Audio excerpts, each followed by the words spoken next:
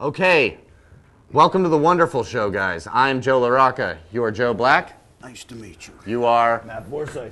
Matt Forsythe. You guys are in the band Ball and Chain. Yes, sir. Am I correct? Is this your... Okay, sorry. I'm reading the back of it. So there are 10 tracks on here. Which one are you going to put on? What would be the big radio hit if you guys are the biggest band in America right now? Well, so far we've been really. Do you have like a single? Is there like a? Well, we've gotten a lot of good response on the first one, Strokes. Mm-hmm. That one seems to be getting some good reviews and good airplay. That's great. From the UK, Australia, Texas, some spots around the U.S.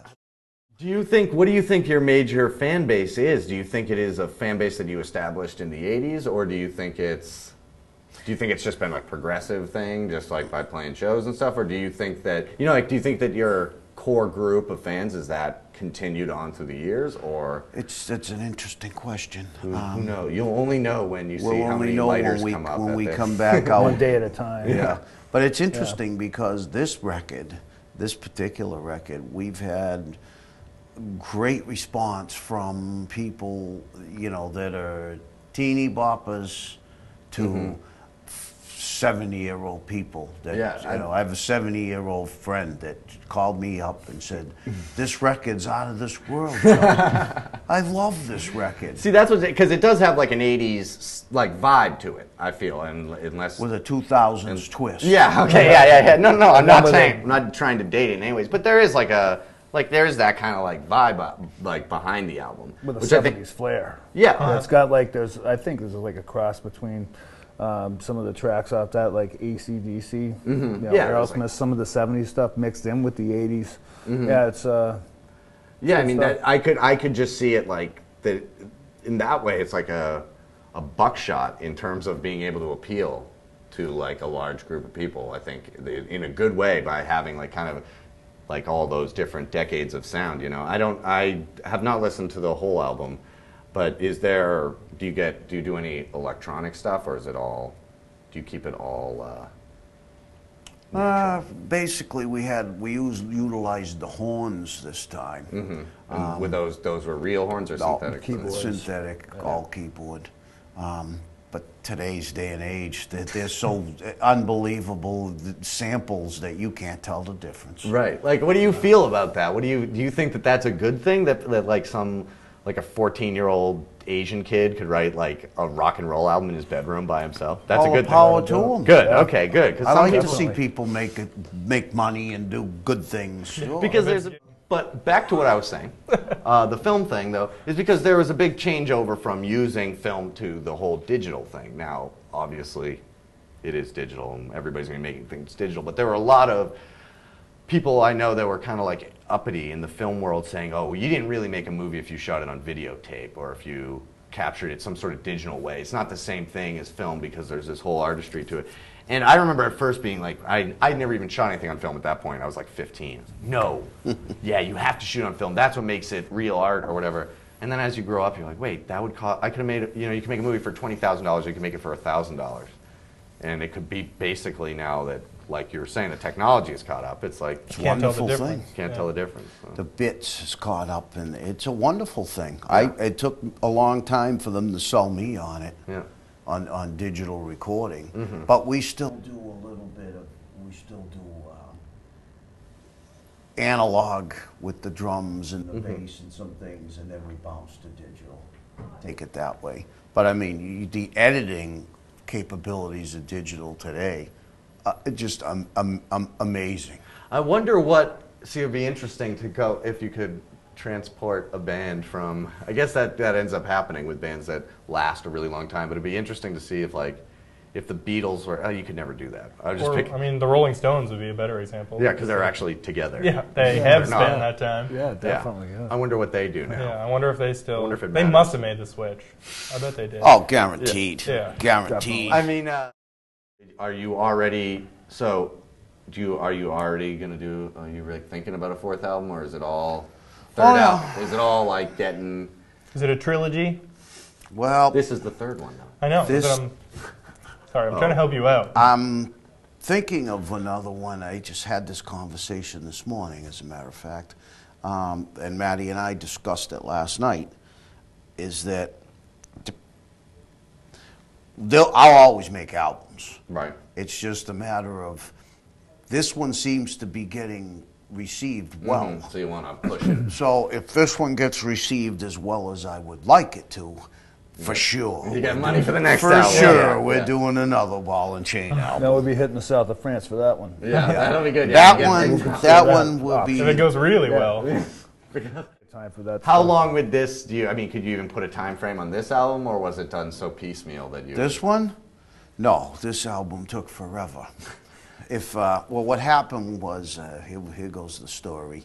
Yeah, let's it's hear all it. on my website. And Give us that website. We can put it up. You can www.joeblack.com. That's Right on pretty the back easy. of that. JoeBlack.com. Yep. You don't even need that on the screen, but do it. Joe Black. That one, there's this interview with me with Cy Montgomery that tells the whole story. You can give us a paraphrase version. Two of the men, I lost two men died along the way doing this record. We started this record right before the station fire, and then we lost a man in the station fire. And so then things went dead for a while, so to speak, and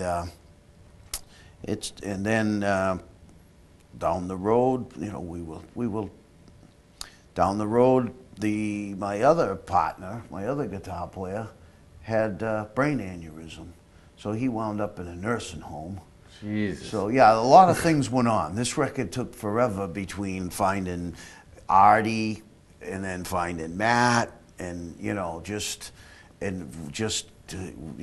why in the center of that album it says perseverance.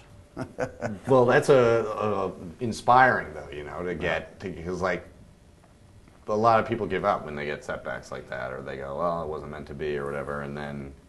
Well, I had End up some regretting serious setbacks, but these were men that were with me for 20 years. Yeah, so These they were guys that were like top-notch, known guys that hard to replace. Right. So we pushed on. I got Artie came on board, and What does he play?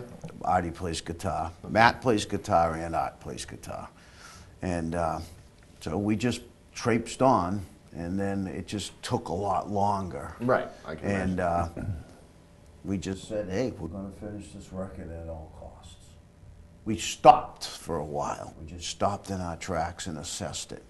And then we went in some other studios, and then we decided, the hell with this, we're going to build our own.